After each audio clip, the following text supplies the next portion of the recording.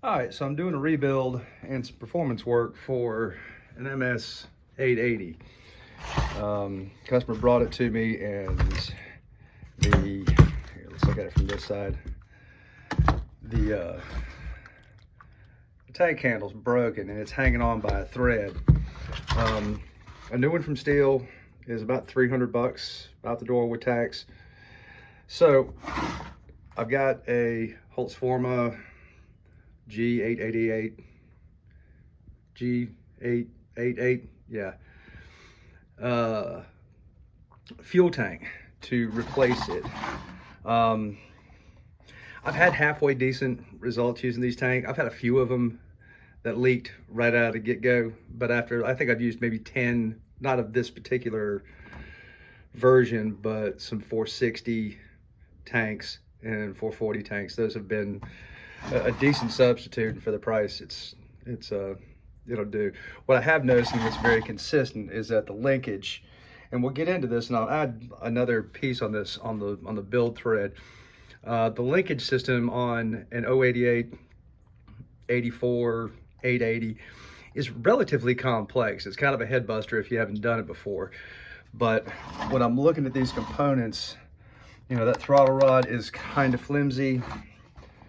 And I did notice one thing. If you just lift that up from the, all right, so that's full choke position. And if you lift that up just a little bit, sometimes when you blip the trigger, it goes back down. So as finicky as these are, or as high precision as they are, it works sometimes, but occasionally, if you don't bring it all the way up, it'll pop back down into the full choke position. And obviously hitting the trigger again doesn't release it. So there's some tolerance issues there. There's a lip right there. You can probably sand that down. But what I'll do, because I had the complete gas tank assembly from the 880, we're gonna harvest all of these linkage materials back from the original unit and put them in this. Best I can tell, this is a perfect copy of the gas tank. Like I said, I did pressure test this. I put a gas cap on here and it held pressure with no leaks. They marry these two pieces of plastic. This is one piece of plastic, that's another piece of plastic. And they put it in a jig and they vibrate this until the plastic becomes molten, and then it stops vibrating. And when the plastic cools off, it seals these two together.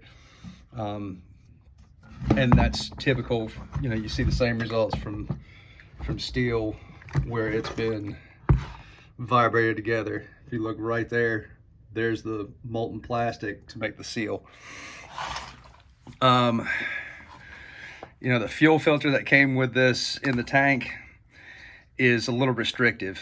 You know, I try to blow through it and it doesn't flow very good. I haven't had very good luck with the aftermarket fuel filters. Some of them you can shake and you can actually hear the